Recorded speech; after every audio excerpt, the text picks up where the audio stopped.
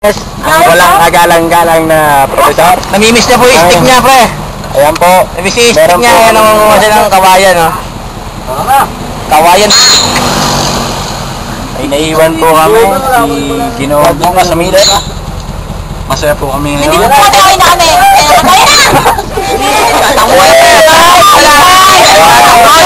Kulo mo!